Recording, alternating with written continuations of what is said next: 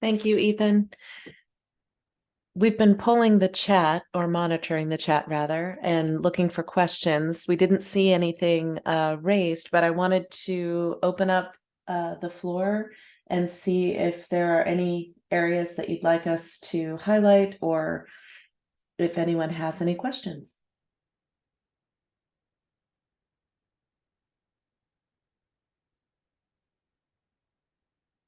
Yeah, if we can go back to that last screen that Ethan showed for the Mendoza account.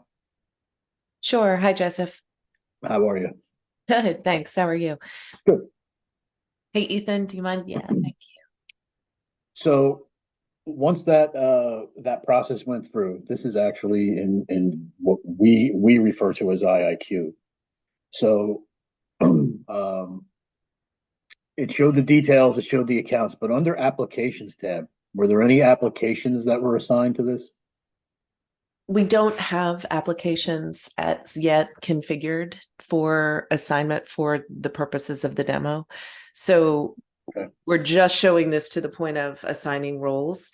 Downstream applications would be something that would then be assigned from the roles and aggregated in. But we're not, we don't have that architecture set up to be able to live demo that. All right. Gary? I'm just assuming if you did, there would be applications that would be listed there. It would be a real-time change, or would it have to go through correlation first? Well, you would need to aggregate the application source that you were wanting to see, but once that aggregation happened, All right. you should be able to see the data for that given application account. Okay. Hey, Gary, also, I think applications are a different object in Identity Now than they are in Identity IQ. So applications in Identity IQ are analogous to sources in Identity Now. Right. So applications in Identity Now are really, well, there are two things. You can create applications on the fly, but they're also kind of a holdover to the initial functionality of Identity Now way back when it was also a single sign-on platform. And so you would configure those applications as the identity now would be the identity provider for your service provider in the kind of the SAML configuration. And that's what those applications refer to.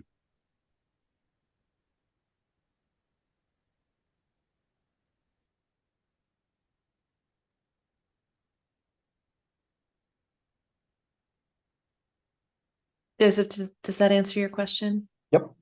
Great. Ethan, I can take the screen share for the next question. So Bruno asked, is non-employee manager info stored in the NERM tool? So we have a couple ways to do that. So the first is if depending on what you need, Bruno, we can either we can have our user account in here, or we can create a profile for that manager, depending on your use case. So this is the table that correlates to our users internal to Mustard Clinic. So we store email, login, roles, and name, and of course their status. Roles is how we manage what they can and can't see in the application, and then logins what we use to correlate their account from ADFS.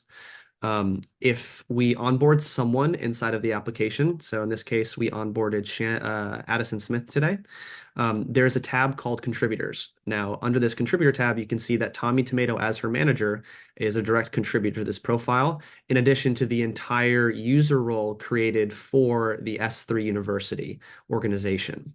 So any delegated admins who share this user role that we manage dynamically in the system can see her profile. And then Tommy Tomato, as her manager, can also see her profile, which we do store in a separate attribute called manager. So this manager attribute can have many different users in there. As long as Tommy Tomato has an account in our system, we can correlate them to a non-employee inside a profile inside the application. I hope that answered your question.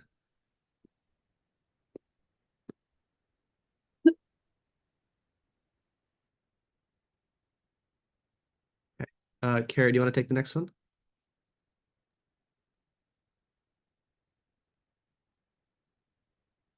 All right. Hi, Edward.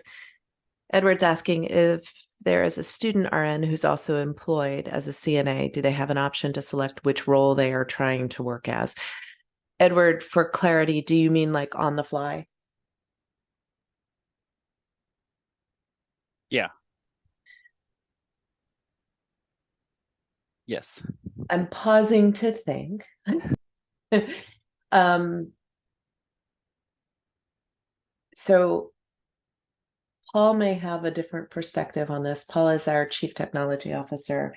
Um, from the base integration of the non-employee management platform with either Identity Now or Identity IQ, I don't believe that there is the capability to allow someone on the fly to select a given profile that they're working under. There is functionality that allows you to sunset and automatically remove different types of access on dates that are driven by the end user at the point of request.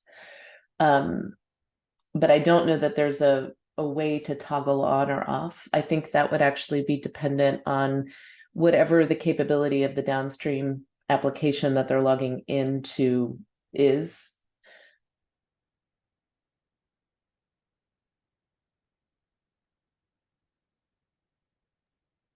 Yeah, so I think, Terry, I think that's essentially the way it, like they would have the ability in Epic, for example, to choose which role they're working as, from my understanding of Epic functionality. But in Identity Now or in the non-employee system, the student RN and the CNA wouldn't really be logging into those systems. There's really no decision to make on either one of those platforms.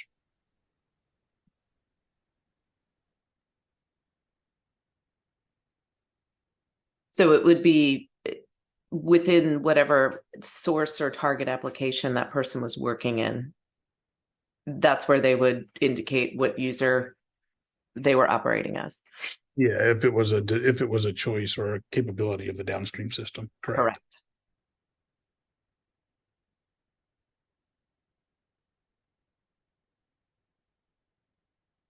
Edward, did that get to your question? Yep. Thank you.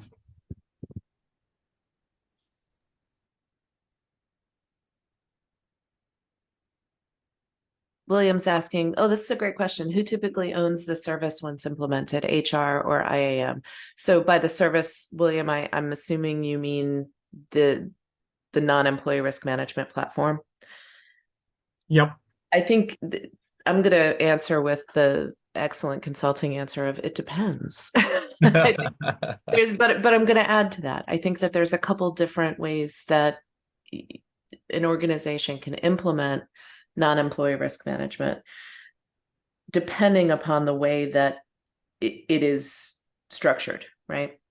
So there's the collaborator portal, which Nate walked us through, that is incredibly useful when you have a use case where you need to limit the availability of data and what a collaborator can do to an entity or to a group of entities, right?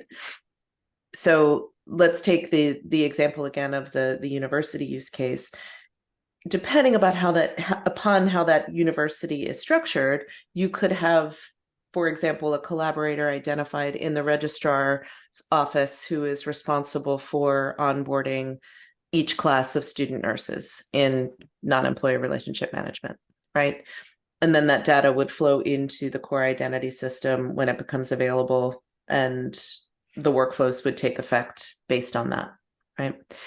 If you were talking about other types of non-employees that are being managed, within an organization, I would say it's advantageous if the organization can decide that there's going to be one group that's responsible for all those non-employee users.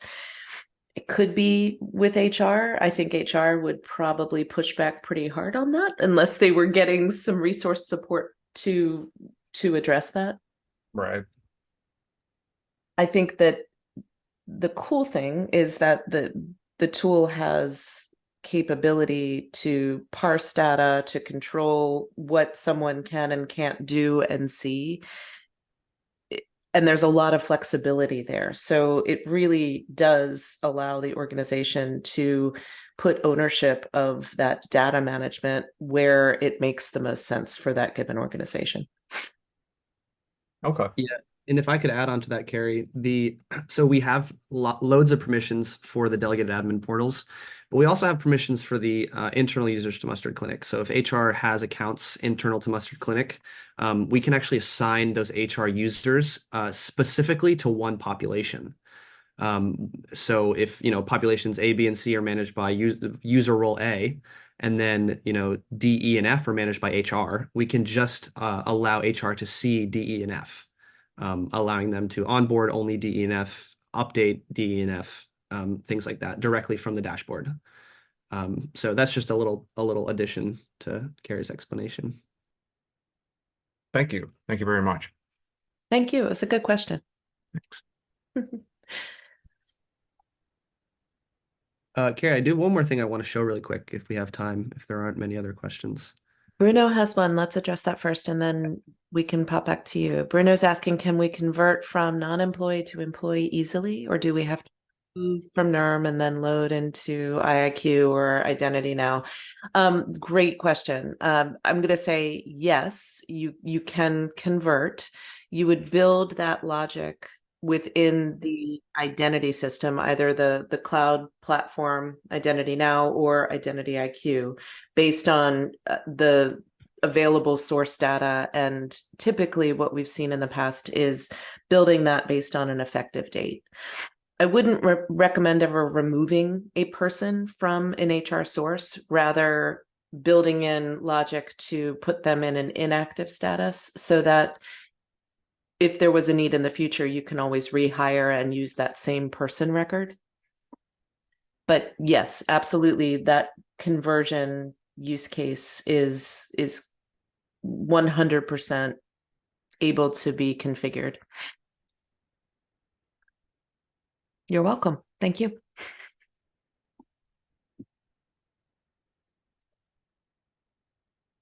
Nate, did you want to go ahead and... Yeah, it's just real quick. Something I didn't touch on that I would have liked to. A lot of our healthcare clients love the tool of reports. Reports are easily generated and can be shared through user roles. So in this case, a report is created for everyone who's onboarded in the last 30 days. It also allows you to create reports on any of the attributes that we gather for people. So we have the ability to only show registered nurses, only show students, only show registered nurses who are onboarded in the last 30 days. So there's a lot of complex filters we can put on these reports. And of course, for audit permission's sake, we can limit who can see them. So that's the only piece that I wanted to add to the end of that.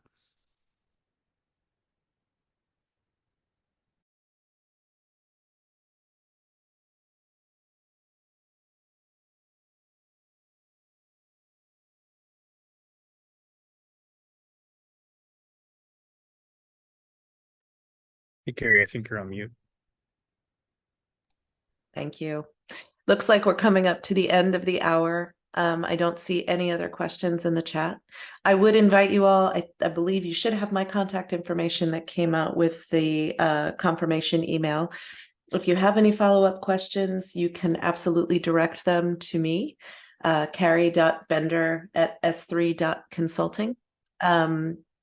You can check out our website. We will be in touch with you all with the recording so that you can share it within your organizations. And I just want to thank you for the great questions and the participation today. We've really enjoyed spending this hour with you all. Thank you.